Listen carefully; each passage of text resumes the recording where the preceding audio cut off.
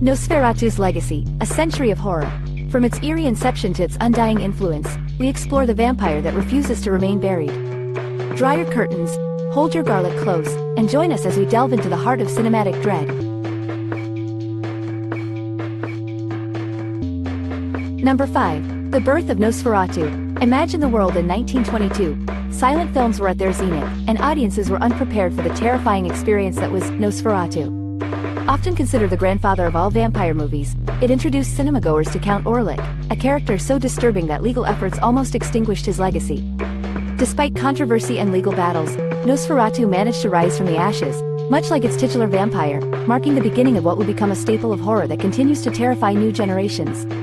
This film's birth was not just a milestone, it was the inauguration of an era steeped in shadows and fear. Number 4. Shadows of Expressionism. The German Expressionist movement provided the perfect stylistic backdrop for Nosferatu. Utilizing stark contrasts, distorted sets, and shadow play, the filmmakers crafted an aesthetic that was as chilling as the story it told.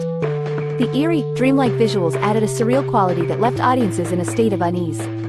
Expressionism's exaggerated angles and lighting techniques heightened the sense of dread, influencing the look and feel of countless horror films that followed. Nosferatu wasn't just a film. You felt trapped within its nightmarish world, a testament to the haunting power of expressionist cinema. Number 3. Scares on the silver screen. Nosferatu was a trailblazer in bringing bone-chilling fear to the cinematic landscape. Released in 1922, it was among the very first to utilize visual effects and atmosphere to evoke genuine terror. Innovative techniques, such as shadows playing on walls and time-lapse sequences, created an unsettling, otherworldly experience. This wasn't just a movie, it was a journey into the macabre. Dracula's influence on the silver screen cannot be overstated. It was the harbinger of modern horror, encouraging a wave of filmmakers to push the envelope of what could be depicted in a film. Number 2. The Vampire Reimagined. Long before Twilight's sparkly vampires, Nosferatu redefined the on-screen vampire. Gone were the charming aristocrats of Bram Stoker's imagination. In their place rose the monstrous Count Orlik, a visage more aligned with the grotesque and primal aspects of undead lore. By steering away from the romantic allure and showcasing a repellent creature, director F.W. Murnau crafted a fearsome figure that challenged audiences' perceptions and set the stage for future horror iterations. Nosferatu turned the vampire mythos on its head, emphasizing the monstrous over the mysterious, a trend that would influence the genre for generations. Number 1. Unliving Legend.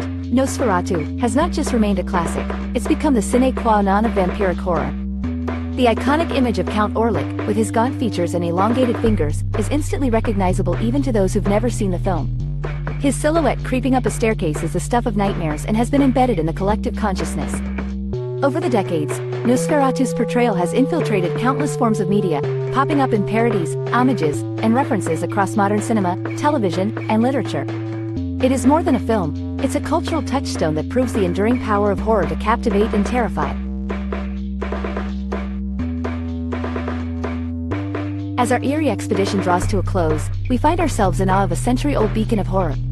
Nosferatu's legacy is a testament to the dark allure of the unknown, a reminder that some stories, much like the undead, never truly die. From its bold beginnings to its chilling influence, the tale of Nosferatu continues to haunt the corridors of horror.